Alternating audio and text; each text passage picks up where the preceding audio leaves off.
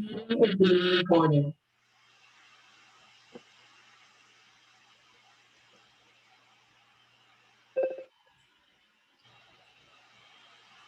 Okay.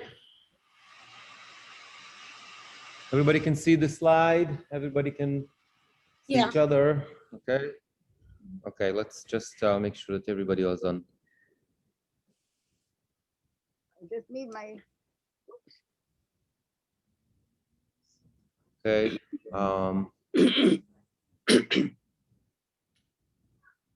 We're gonna try to help everybody get muted here, so we're not gonna have any interruptions. And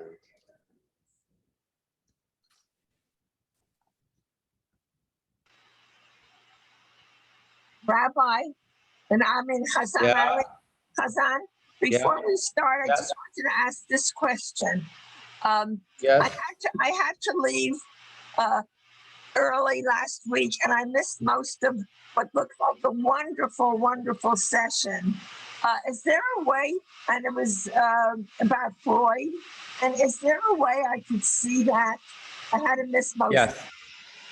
I'll send you the link. Will you? Thank you so much. No problem. Pleasure. Okay. So I hope everybody's doing well, and this is a packed shiur. I'm going to try to be sensitive. Have to be sensitive of everybody's time, so we're going to jump right into that.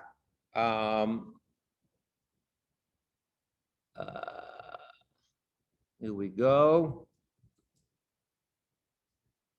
Oops, let me just move that bar here. Okay, so today we're going to talk about Jacob's limp as a case of somatic symptom disorder. Okay, what does it mean?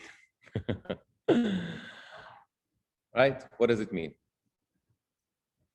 A somatic symptom disorder is any mental disorder that manifests as physical symptoms that suggest illness or injury, but cannot be explained fully by a general medical condition or by the direct effect of a substance, and are not attributable to another mental disorder. In people who have been diagnosed with a somatic symptom disorder, medical test results are either normal or do not explain the person's symptoms, and history and physical examination do not indicate the presence of a known medical condition that could cause them. Okay, it's the classic, somebody goes to the doctor, oh, I'm sick, I have pain, and whatever the doctor says, I ran every possible test, and there's nothing wrong with you. Everything is fine, right? It's only here. But it's a real thing. It's a real thing. And some people, what happens is the physical manifests itself in the mental manifests itself in a physical way. Okay? Could be pain, could be whatever that is, illness, fatigue, all that kind of stuff that comes from as a result of some sort of a mental distress. Okay? Okay. There's a psychologist in Israel. Her name is Dr. Rivka Reicher Atid. And in some of her articles, I try to kind of crush it down to a couple of main points, what she says. She said that disorder is caused by unconscious desire to avoid emotional difficulty. What does it mean? It means that I have some sort of emotional difficulties and I don't know how to deal with that, or I don't know how to express it. And somehow what happens is that emotional difficulty is pushed away, from the conscience. Can't find resolution because I'm not working on it, or my therapist doesn't help me, or I'm not seeing anyone, or whatever that is. And therefore, that difficulty expresses itself as a physical pain or challenge. And the physical pain is the patient's authentic emotional expression. This is very, very important. Okay? And therefore, she says, treatment should focus on the physical and help the patients to figure out, who am I? Meaning, the fact that it manifests itself in, okay, we're going to talk about Jacob with the leg, it has a meaning. It's not coincidence that it's the leg. Maybe it's the back, maybe it's the hand, maybe it's the head, maybe it's whatever. So she suggests you need to investigate why, like the physical aspect, that will give us some understanding of what's going on here. Okay? And then she says, even, I just crushed about 100 pages that he wrote into a couple of points. Even with successful treatment, often symptoms do not completely disappear. Okay? Why? As they play major role in the patient's life and become part of his or her personality. Meaning, even if I work it out somehow, that physical manifestation is still going to continue to be part of me because it's part of me. Yes. Tell me if we know what is the emotional problem and work on the emotional problem. Why this is not enough? Yeah.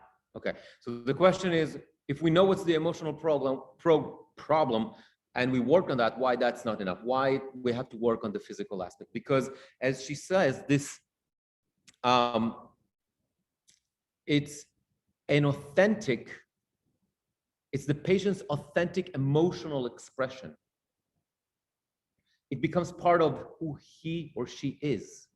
And therefore, you need to focus on that also. Without that, without realizing why specifically the leg, why specifically the back, specifically whatever, what's going on over there, you're not going to be able to come to the, you're not going to be able to find the root or to delve deep enough to understand the emotional difficulty. So you have to focus on the physical together with the emotional, of course, but you have to focus on, it's not like, okay, there's a emotional, there's something psychic, there's something that needs treatment. It manifests itself somehow in the body. It really doesn't matter. Once I deal with the psychological, the physical is going to go away. She said, it's not going to work. You have to understand why specifically that pain, why that physical challenge, in order to get into the emotional. Okay, fine. Let's continue because this is, and I'm going to answer the questions later, I promise. It's just that we have like really packed story today. Okay, so let's continue here. Okay. The life of the twins, Jacob and Esav, have struggles all the time. From the moment they're born, plots, fights, whatever. Esav sells his birthright to Jacob. Jacob steals the blessing from Esav. Esav wants to kill Jacob. Jacob runs to his uncle Lavan, stays there for 20 years, right? And then after 20 years, he starts the journey back to Eretz Israel. And in that time, he is what? He's about to face Esav. And he's very afraid of that meeting. And here is the text. I'm going to read the Hebrew. You can follow in the English. I'm just going to move that a little bit because I hate working on a Mac. Okay. ויקום בלילה ההוא ויקח את שני נשיו ואת שני שפחותיו ו11 ילדיו ויעבור את מעבר יבוק. Jacob took the family and he crossed the Yabok.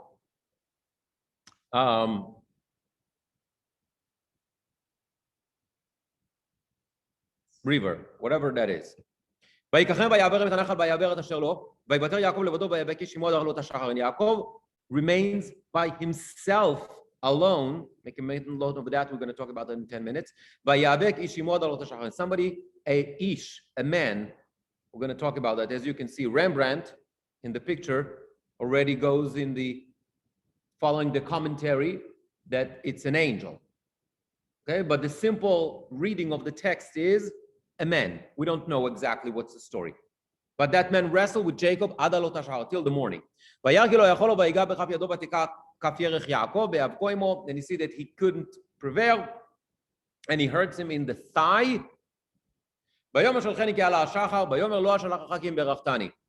And he says, let me go, because it's already morning, and he said, I'm not going to send you.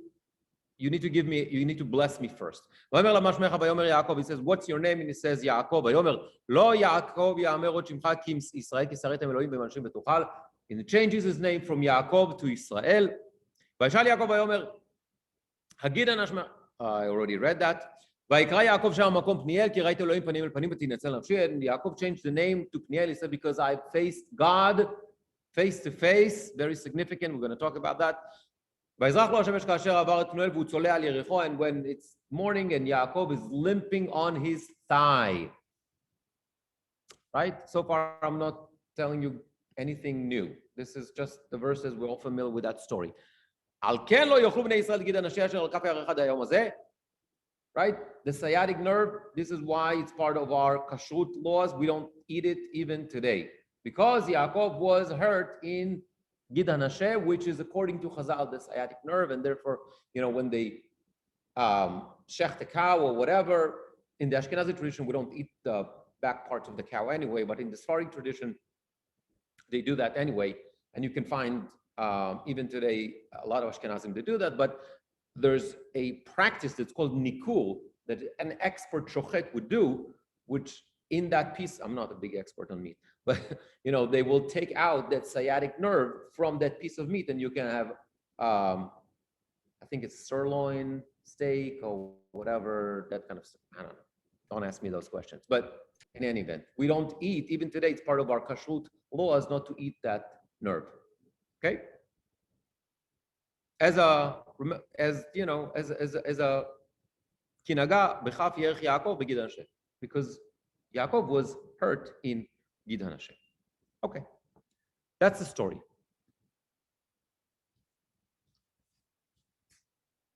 Okay, maybe it's better to actually leave it here so we'll have the text in front of us. Those psukim bring a lot of questions. First, on the simple level of the text, the pshat. A couple of psukim that are very, very difficult. For example, ויוותר יעקב לבדו וישב עמו עד עלות השחר, וירא כי לא יכול לו, ויגע בכף ירכו ותקע כף ירך יעקב ביעקב. I'm talking about verses 25 and 26.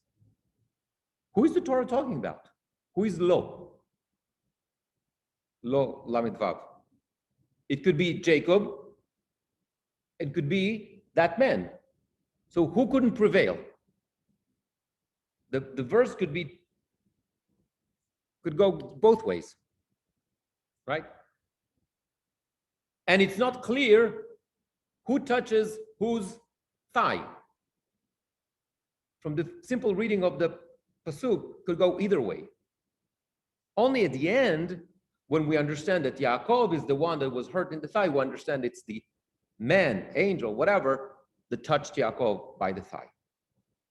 Okay? Fine. So we understand that idea. So the question is, like, why did Torah is so ambiguous? Why it's so unclear? Why that particular language? Why it's so unclear? Next. וישאל יעקב ויאמר הגיד נא שמך, פסוק למד, verse 30. למה זה תשאל שמי ויברך אותו שם? Who blessed whom? Again, it's the same problem. Very unclear. You look at the Hebrew of the text, you see it could be either way. Yaakov blessed him or he blessed Jacob. And again, why the Torah leaves it so unclear? Another question. The Torah highlights several times, 5 times actually, and that's actually going to be a significant number, 5 times that this wrestle is taking place during the night.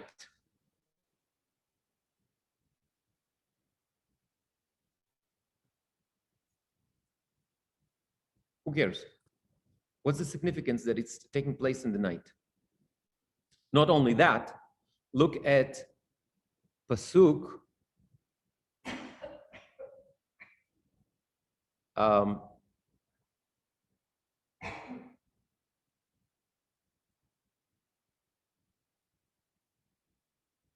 Pasuk Lamed Bet 32. Vayizrach lo hashemesh. And the sun rose. How did it translate it here? The sun rose upon him. What? Upon him? When the sun rises, it rises to everybody. What does it mean that the sun rose upon him? What does it mean? So what's the significance of like highlighting that everything is taking place from night till morning and then that the sun rose upon him? Okay, very unusual. Okay, then, so Jacob is wrestling with this man, this angel, whatever, this being, and Jacob has the upper hand. And Jacob says, I'm not going to let you go unless you give me a blessing. What's the point? Why is it a blessing from somebody who's just like fighting with you? What's going on here? What's the purpose? And not only that, he doesn't give him the blessing, he changes his name. Right? But that's also not clear. Why? 2 things. Whose name was changed as well in the past? Abram and Sarah. Remember that. Avram to Avraham, Sarai becomes Sarah. Fine. What happens? Once Abram and Sarah's names is changed, they never go back. We don't see it even once that they are called Avram and Sarai. It's final. What about Jacob? It goes back, back and forth all the time until he dies. Sometimes Jacob, sometimes Israel, sometimes Yaakov, sometimes. Okay, so that's number 1. So why the inconsistency? And number 2, in chapter 35, God is going to say to Jacob, your name is not going to be Jacob anymore. It's going to be Israel. What? What are you talking about? Already, like that man, angel, whatever that is being, already changed my name 3 chapters ago. So what is the significance of God doing it again 3 chapters later? Okay. Then another question. We know that the book of Genesis is not a book of, we don't have mitzvot in the book of Genesis. Right? It's the classic question which I brought many times. It's the first Rashi in the Bible. The first Rashi in Bereshit says, what's the point for this book and a half? The Torah is a book of mitzvot, and if it's a book of commandments, we should start from the first commandment. The first commandment comes in Parashat Bo, in the book of Exodus, HaChodesh Hazeh Lachem, sanctifying the month, establishing a calendar. What's the point of it? Okay, so there's a lot of reasons, blah, blah, blah, blah, blah. Fine. But the bottom line, we understand that this is not a book, the book of Genesis is not a book of mitzvot. Of all the things in the book of Genesis, this particular thing, the sciatic nerve, the thigh, this becomes part of our mitzvot, this becomes part of our laws of kashrut forever. What's so significant about that? There's like major events that are happening in the book of Genesis, creation of the world, whatever, Abraham, Jacob, Isaac, whatever. No mitzvot, no commandments following that stuff. The fact that Jacob was hurt on the thigh and that becomes part of our kashrut law, it makes no sense. Why that? There's got to be something significant about it, right? Okay. And by the way, the word Gidha Nashe, Nashe is the only time we find that word in the Bible. What? No. What's la Nashot? No. Gidha Nashe, the word Nashe is the only time we find it in the Bible. Okay, Chazal go in the Talmud, all sorts of hoops and whatever and acrobatics to and they identify it as the sciatic nerve. But we don't, based on the simple reading of the text, we don't even know what it means. Which nerve or blood vessel or whatever that is, it is. We don't even know, because we don't know what's nashe. Okay, so a lot of questions, I know. A lot of questions. Let's summarize all the questions. So question number one, who could not prevail? Is it Jacob or the angel? Number two, who blessed whom? The angel or Jacob? And why the ambiguous language? Why this is so unclear? Another question is, why highlighting the fact that we're talking about a night 5 times? And it says that the sun rising upon him. Not on everyone? I mean, once the sun rises like on everyone, right? Okay, next question is, why does Jacob request a blessing? Right? Another one is, why Jacob's name is changed and why isn't it consistent? Okay, then why the name changing is repeated in chapter 35, 3 chapters later, by God. What's the meaning of the expression Gid HaNasheh, the thigh muscle, which we, in today's terminology, we call it sciatic nerve? Why this fight becomes a mitzvah? Why this fight, right? Because it's you know, what we have is Gid HaNasheh. It becomes a mitzvah for all generations. And what is the meaning of the motifs of Ma'avar or Ever, Shem, Panim, Yarech, thigh, face, name, crossing? All those words are being repeated more than 5 times, each one of them. So what's the significance of those particular words? Okay, these are the questions we're dealing with. I'm going to try to answer them. Okay, so let's go. If I can switch here we go. Let's go to the model that we said in the beginning, the talking body, meaning that sometimes there's a physical expression for an emotional difficulty, right? And we said, according to that model, we want to deal with the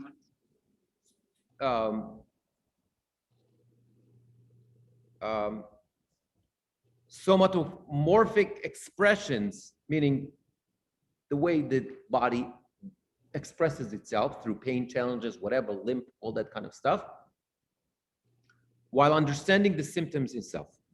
Let's try to let's take a look at Yaakov's limp. So the Torah says again and again that this incident ends when Yaakov is limping on his thigh. Yaakov tzoleh al Yericho. 5 times. 5 times the Torah talks about this idea, it's thigh. Let's take a look at that word and that meaning of that. What is this thigh? Okay, where are the other times in the Torah that the Torah talks about the thigh? And we'll see that it has a very, very significant symbolism. First incident. I'm going to read the black quote. ויאמר אברהם אל עבדו, זקן ביתו המושל בכל אשר לו. סימנה ידך תחת ירכי והשביעך באדוני אלוהי השמיים ואלוהי הארץ אשר לא תיקח אישה לבני בבנות הכנעני אשר אנוכי יושב בקרבו. Abraham sends his servant to bring a wife to Yitzchak. And he tells him, you got to go to my family and get a wife for Yitzchak. And he makes him swear, right? But he says, put your hand under my thigh and swear. Right? That's what Abram does. Okay. Of course it has significance. We're going to get into that in a second. Second example. Yaakov, just before he dies, I'm in the blue quote, Yaakov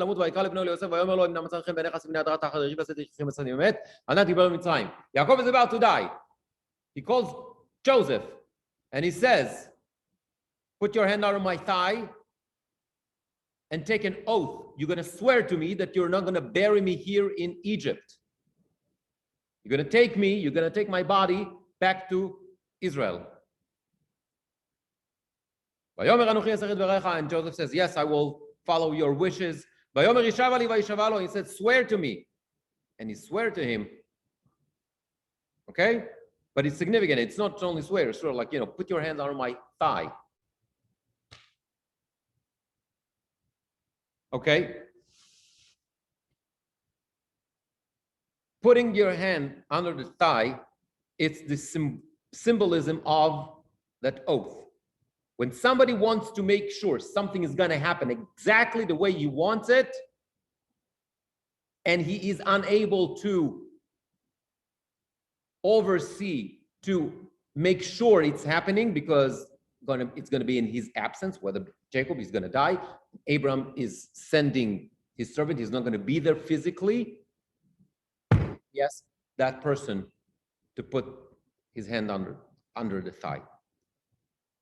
It's another level of taking an oath. It's not just a regular oath. It's a very, very, very serious oath.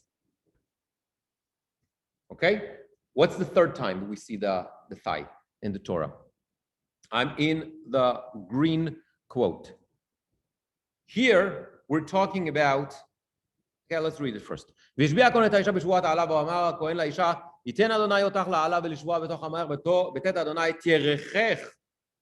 here's the thigh. You can follow in the English. Etc. Let me just move this. One day I'm going to learn how to get rid of those bars so they're not going to interfere with my beautiful slides. Until then, yeah. What's the story? We're talking about a husband and wife, and the husband is suspicious that his wife was not faithful. He doesn't have a proof. He suspects.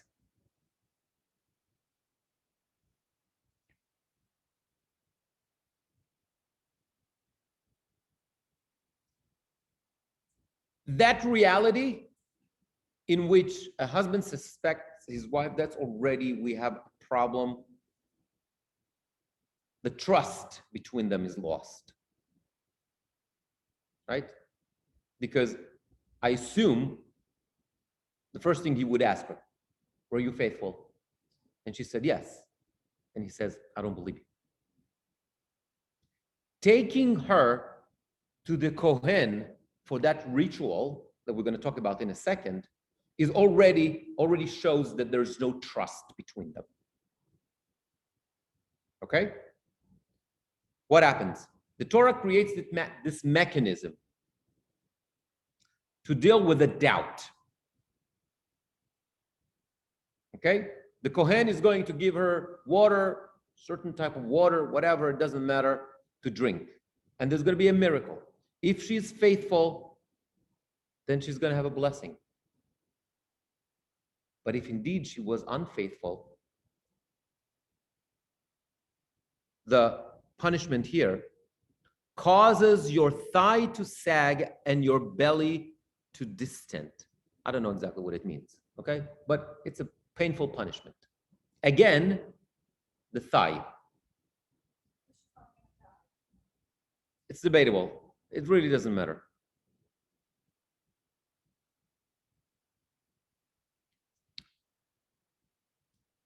The fact that she is going to be punished by the thigh means that what? There's loss of trust. Okay? And therefore she's punished. That means, so there's this role for the thigh. What's the role of the thigh? It's both with Abraham, Jacob, and in that story with the woman, the perhaps unfaithful woman. The thigh represents trust, trustworthiness, faithfulness, truth. Okay? Abraham asked his servant, don't betray my trust. Jacob says to Joseph, don't betray my trust. And that woman, that test supposed to see whether she betrayed the trust. Okay? So the thigh is the symbol of truth. The one who that places his hands on the thigh, whatever, is required to be truthful, to be loyal. That's what it represents. Fine. If that is correct, that's what the thigh represents, we understand why Jacob is limping on his thigh specifically, right? Throughout his life, Jacob, one of the biggest challenges of Jacob's life is loyalty and being truthful, right? He comes from his mother's womb. He's holding ba'akev, he's holding the heel of his brother. It's not by coincidence that his parents decide to call him Yaakov. Like most of the names in the Bible, it has a significance. So yes, the name Yaakov talks about something that happened in the past, but it's not about the past. It's about significance to the future. Something that happened in the past, but it's significant for the rest of his life. Okay? Sarah laughed, and therefore her son is going to be called Yitzchak, right? In the future tense, right? God heard the crying of Hagar, and therefore the name of her son is going to be Yishmael. God will hear in the future, right? The daughter of Pharaoh take that baby out of the water and calls him Moshe, right? So all those names talk about something that happened in the past, but has meaning for the present or for the future. Okay? So therefore, we understand that it's not the past, not the event of the past is the important part, but rather it's the manifestation or the implication of those events on that person's life in the future. Fine. Back to Jacob. Yaakov, the name Yaakov it's not only about the fact that he was holding in the heel of Esav, but rather it's something very significant about the relationship between Jacob and Esav for the rest of their lives. Yaakov is going to buy the firstborn, whatever, the right of the firstborn from Esav. What he wants to do, he wants to pass. He wants to be the first one, right? There's always this competition between them. When Jacob hears that Esav was sent to hunt and bring food for his father so he will receive the bracha, what is it does? He comes in a crooked way. He comes bemirma, right? And steal the blessing of his brother. So now it's not Yaakov now Esav wants to kill Yaakov, right? So now the ma'akav, the akev, the following is not Yaakov is following Esav, but rather because Yaakov is running now to Lavan. Now Esav is following Yaakov, but it's the same relationship of following each other all the time. And they're not confronting each other. It's always from behind. Somebody is always behind the other. That's the nature of their relationship. Okay? And then, by the way, when Yaakov reaches the house of his uncle Lavan in Haran, it's the same thing. It's that following, that crooked following that continues. But now it's Lavan who is going to follow Yaakov. It's the same motif all the time around his life, whatever he does, wherever he is. Okay? And that happens with switching Rachel and Leah. And that happens when he says to his wife after 20 years, listen, your father cheated me. He was crooked with me. It's time to go. It continues with the fact that he says, we got to, Vatignovet level, like, that they run, they don't say goodbye even to Lavan. Right? They go. And then Lavan follows them. He chases them. It's again the same motif all the time throughout Jacob's life. So it seems that this way of being crooked and following and not being straightforward, not face to face, not straight, is a motif that goes throughout the life of Jacob. The thigh represents truth, loyalty. It's the opposite of the hill. It's the opposite of Yaakov. So the story in the Yabok, right, where the wrestle is taking place, it's the point from which Jacob is going to change his life. He's going to leave behind that crooked way of being following something, hidden, whatever, cutting corners, all that kind of stuff. And he's going to start live his life with integrity and honesty.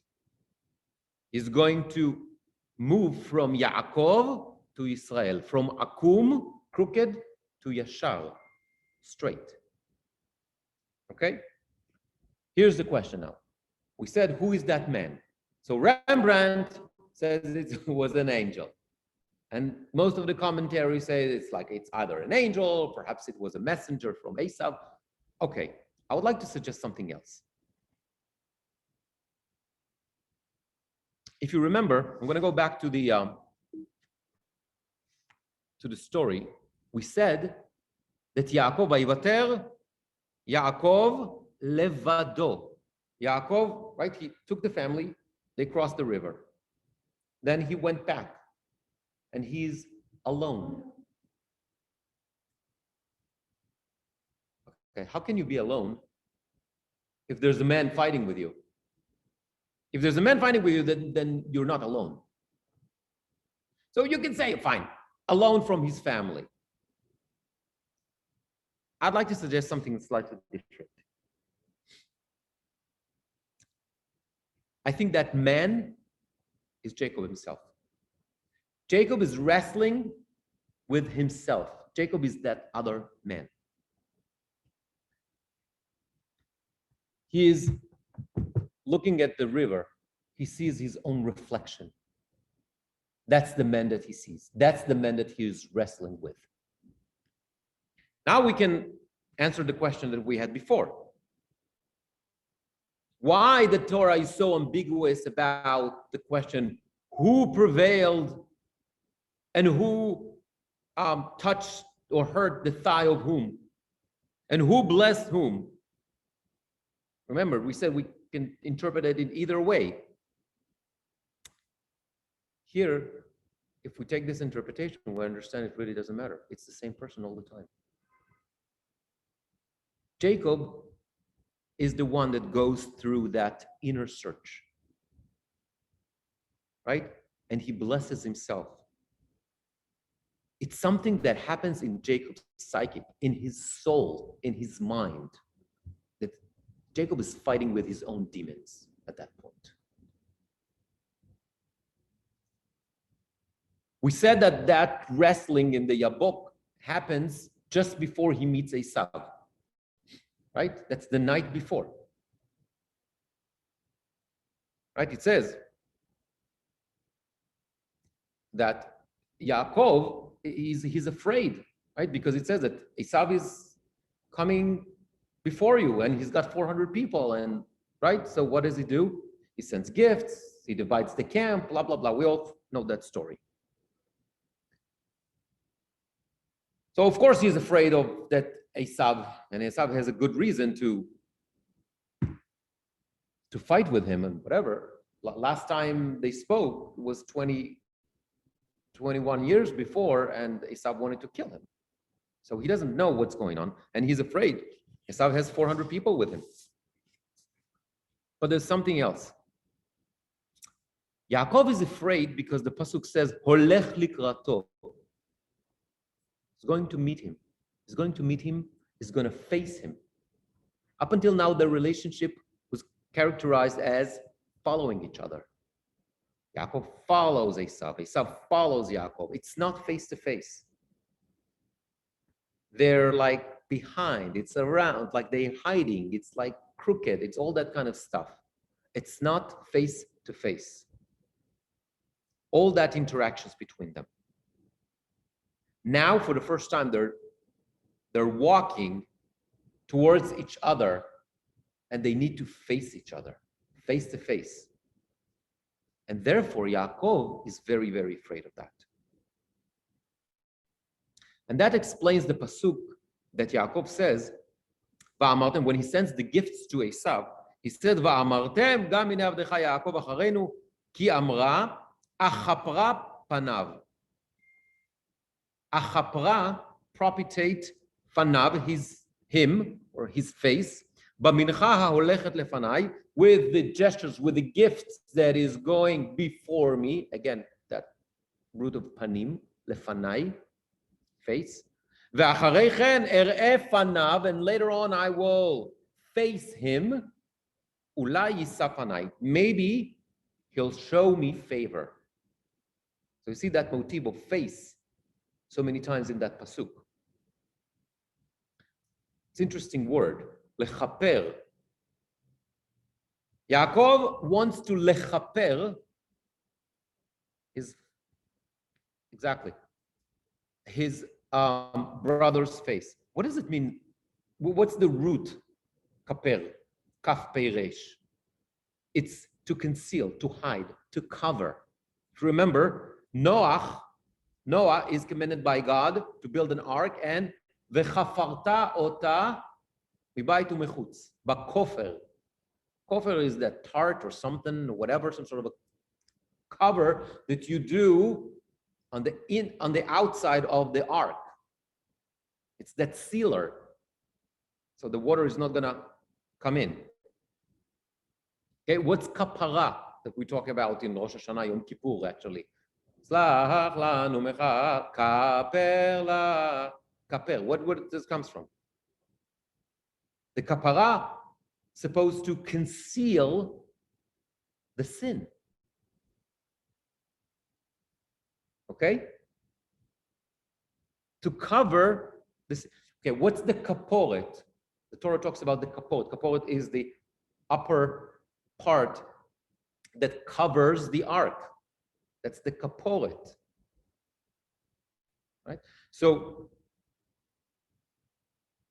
and another thing is like, remember when the man came down, kakfor asher alatz. What's kfor in the Torah language? Kfor is the same root. It's a layer that covers the ground. Right? Today we call it like kfor is ice. When you have ice on the ground, we call it kfor because it covers the ground. So it's to cover, to conceal, to hide something. That's what Jacob is trying to do. Ulai achapra panav. Maybe I can somehow cover myself or cover his face. Jacob is not used to have face-to-face interaction with Esau. He's afraid of that. He wants to avoid that.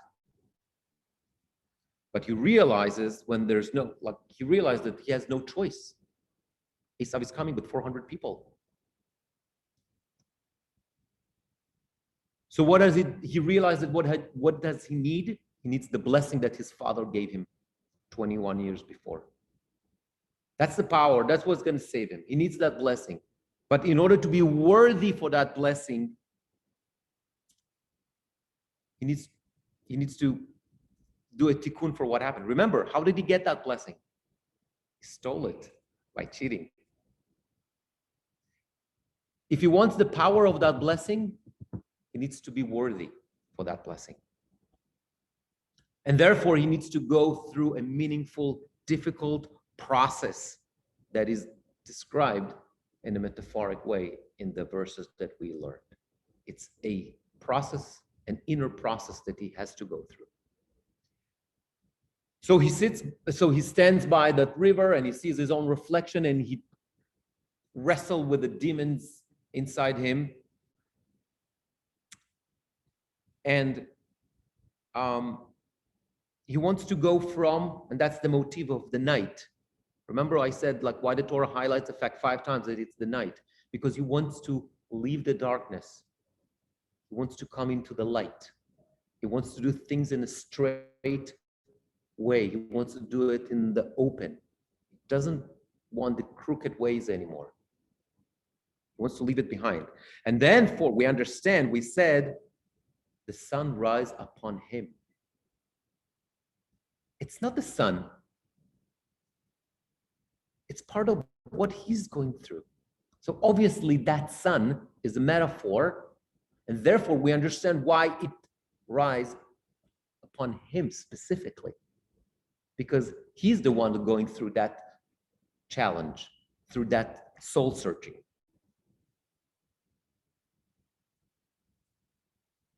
Okay? And then we understand why he needs that blessing also. Because only when he gets that blessing that, okay, I'm going to release you. The old Jacob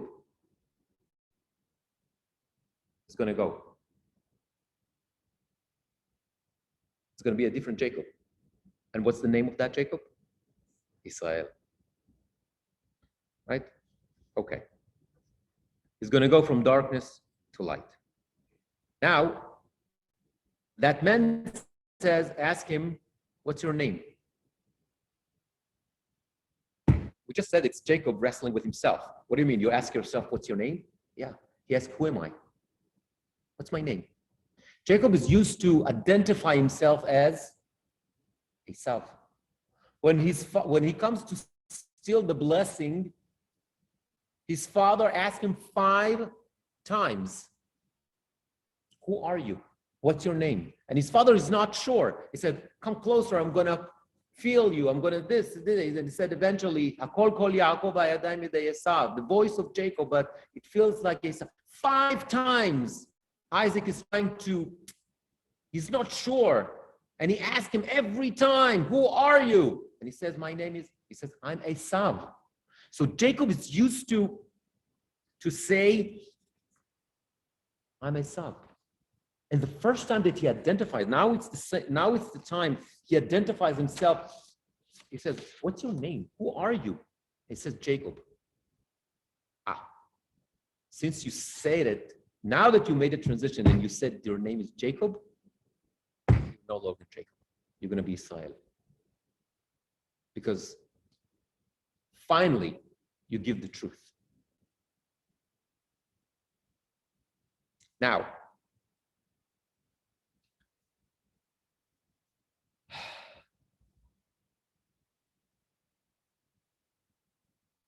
which brings us to that Gid Hanasheh. If this is so significant, we understand why that particular thing is so, why that Gid Hanasheh is so significant.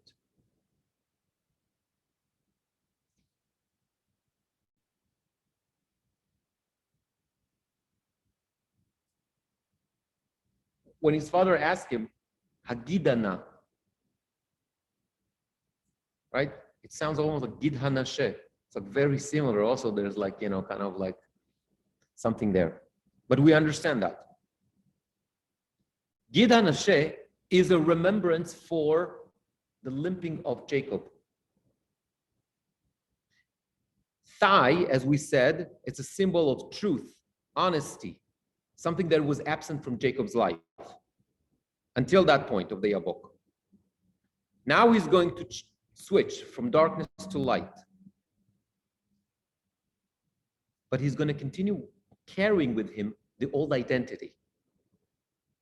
What happened was, doesn't erase the old identity. Yeah, you change your ways,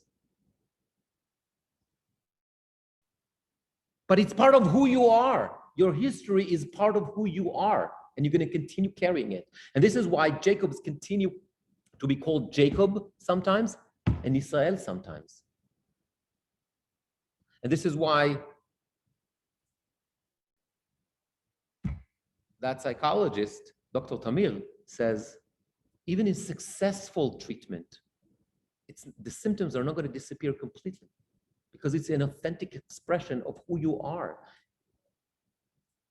Call it a scar or something. It's going to continue. You're going to carry it with you. Even if you change, even if you solve the problem, it's going to stay there in some way.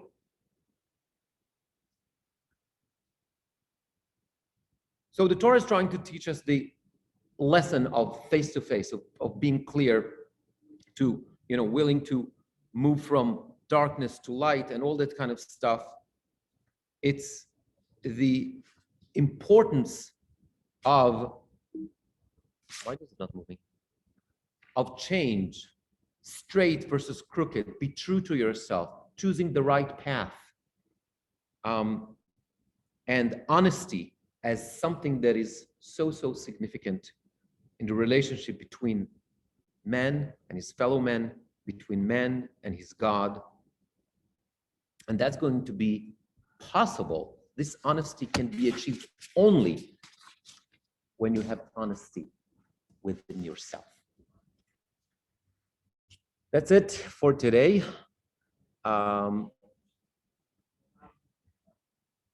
going to open here for questions. Just give me a second. Just a tiny next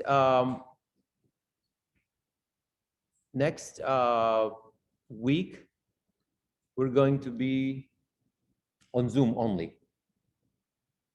Okay, next week is going to be Zoom only because I'm going to be back in Israel. So Zoom only next week. I'm looking forward to see you. Okay, I'm going to do this.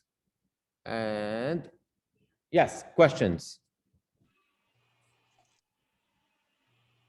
Yes, Miriam, you need to. I think I'm unmuted. Can you hear me? Yeah, we can. Okay.